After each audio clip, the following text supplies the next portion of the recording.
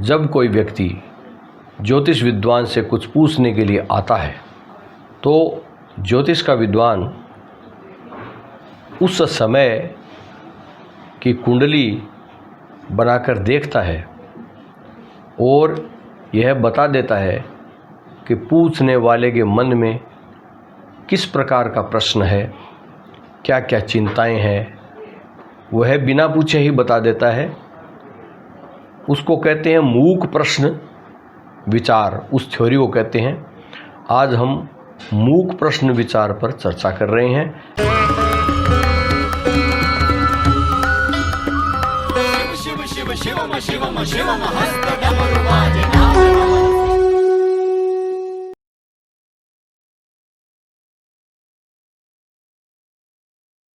Astro park में आपका स्वागत है। आपके समक्ष उपस्थित हूँ स्वामी आत्मविश्वास महेश चंद्र पुरोहित। मूक प्रश्न विचार कैसे देखते हैं? प्रश्न कुंडली बनाकर उस समय कुंडली में जो लगन चल रहा होता है उसके अनुसार फल देखा जाता है। उसके अनुसार यह देखा जाता है कि प्रश्न करने वाला व्यक्ति किस विषय का प्रश्न करना चाहता है। ज्योतिष शब्दावली में लगन उस क्षण को कहते हैं जिस क्षण आत्मा धरती पर अपनी नई देह से संयुक्त होती है। पूर्वी क्षितिज पर उदय होने वाली राशि को लगन कहा जाता है। 12 राशियां होती है जो बारी बारी से पूर्वी क्षितिज पर उदित होती है। प्रश्न करने के समय की कुंडली में जो लगन चल रहा है उसके अनुसार वह फल को देखता है। उस समय की कुंडली को प्रश्न कुंडली कहते हैं। प्रश्न कुंडली द्वारा सटीक भविष्यवाणी की जा सकती है उस प्रश्न के रूप में। मूल रूप से प्रश्न के स्वरूप के अनुसार लग्न, लग्नेश, चंद्र, कार्येश, जिस भाव से संबंधी प्रश्न होता है उस भाव के स्वामी को कार्येश कहते हैं। उस भाव का स्वामी जो होता है ना उसको कार्येश कहते हैं। उस कार्येश की क्या स्थिति है, दृष्टि तथा योगों के आधार पर भविष्यवाणी की जाती है। उक्त ग्रहों के बीच बनने वाले इत्तशाल, इशराफ, कंबूल, नक्त आदि ताजिक योगों के आधार पर भी चमत्कारिक रूप से सटीक भविष्यवाणी की जा सकती है।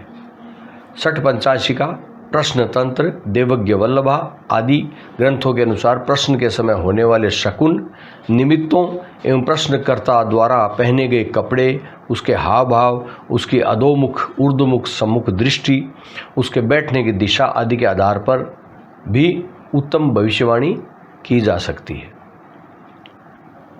किस विषय के बारे में पूछा जाना है और क्या प्रश्न है यह उसके बिना पूछे ही बता सकते हैं। आइए जानते हैं।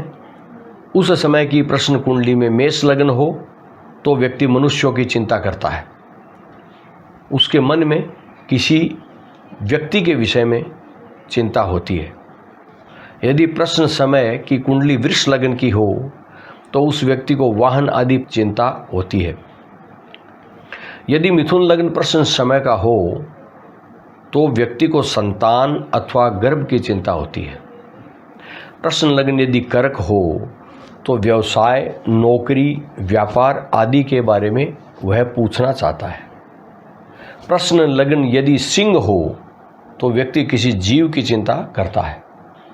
वह किसी भी प्राणी, जानवर आदि के बारे में पूछना चाहता है। प्रश्न लग्न यदि कन्या हो तो प्रश्नकर्ता के मन में किसी स्त्री या पुरुष के बारे में प्रश्न होता है। प्रश्न समय तुला लग्न हो तो प्रश्नकर्ता के मन में आर्थिक चिंताएं होती है, धन आदि की चिंताएं होती है। प्रश्न समय यदि वृश्चिक लग्न हो तो वह किसी रोगी के बारे में पूछना चाहता है, उसके स्वास्थ्य के बारे में पूछना चाहता है। प्रश्न समय यदि धनु लग्न हो तो पशु, वाहन या धान्य की चिंता होती है। प्रश्न समय यदि मकर लग्न हो तो वह किसी विवाद, मुकदमे या शत्रुता के विषय में प्रश्न करना चाहता है। प्रश्न कुंडली का लग्न यदि कुंभ हो तो वह व्यक्ति किसी भूमि, मकान या स्थान के बारे में प्रश्न करना चाहता है। प्रश्न समय यदि मीन लग्न हो तो वह व्यक्ति भाग्य के बारे में जानना चाहता है। इसके अलावा यह देखना चाहिए कि लग्नेश प्रश्न कुंडली में कहाँ स्थित है या लाभेश अर्थात लाभ भाव का स्वामी प्रश्न कुंडली में कहाँ स्थित है? लग्नेश या लाभेश से जिस स्थान में चंद्रमा स्थित हो, अर्थात लग्नेश या लाभेश से जितने आगे के भाव में चंद्रमा स्थित हो, उस भाव के बारे में वह प्रश्न करना चाहता है, वह पूछना चाहता है। यह भाव लाभेश या लग्नेश से गिनना चाहिए। यदि चंद्रमा बलवान हो तो वह जिस स्थान में स्थित हो उससे लग्नेश किस भाव में स्थित है, उस भाव संबंधी प्रश्न वह करना चाहता है। प्रश्न कुंडली में उच्च राशि में स्थित कोई ग्रह या सबसे अधिक बलवान ग्रह जिस भाव में स्थित हो, उस भाव संबंधी प्रश्न होता है। लाभेश अर्थात एकादश भाव का स्वामी ग्रह जहाँ स्थित हो, जिस भाव में कोई बलवान ग्रह स्थित हो,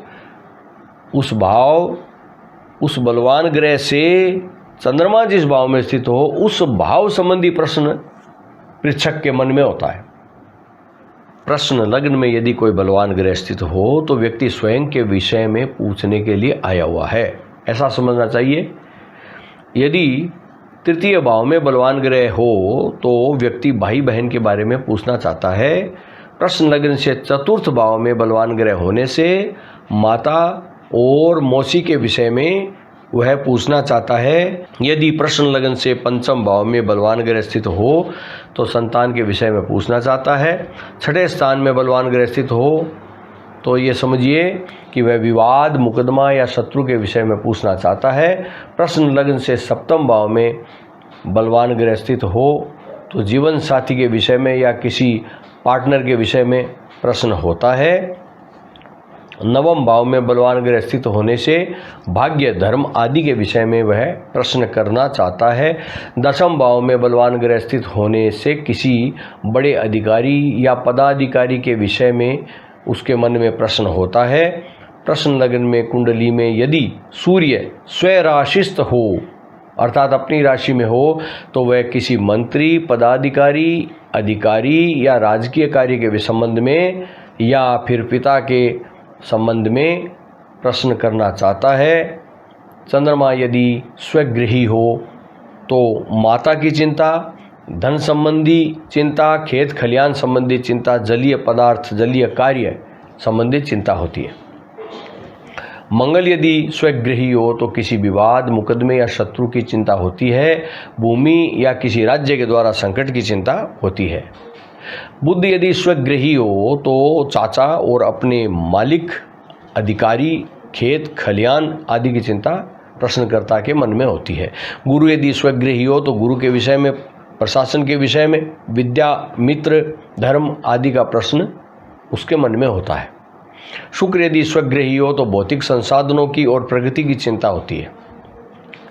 शनि यदि स्वगृही हो तो भूमि, मकान आदि के बारे में प्रश्न उसके मन में होता है। प्रश्न लग्न में यदि चंद्रमा स्थित हो तो किसी विरोधी पक्ष की चिंता होती है या यात्रा संबंधी कोई प्रश्न होता है।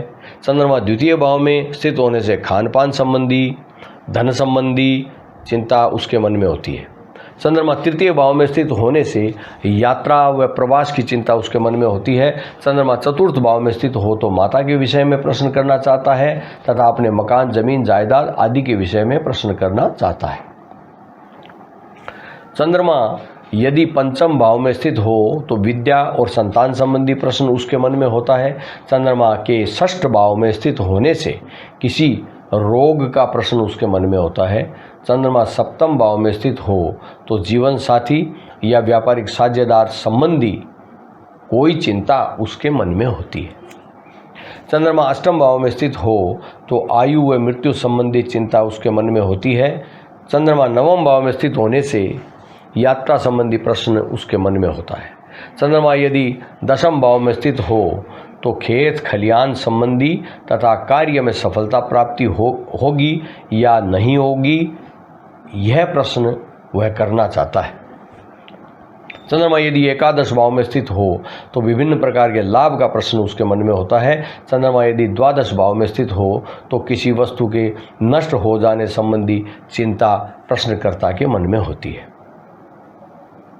यदि प्रश्न कुंडली में सूर्य बलवान हो तो व्यक्ति के मन में पिता के विषय में प्रश्न होता है। यदि उस समय चंद्रमा बलवान हो तो व्यक्ति के मन में माता के विषय में प्रश्न होता है।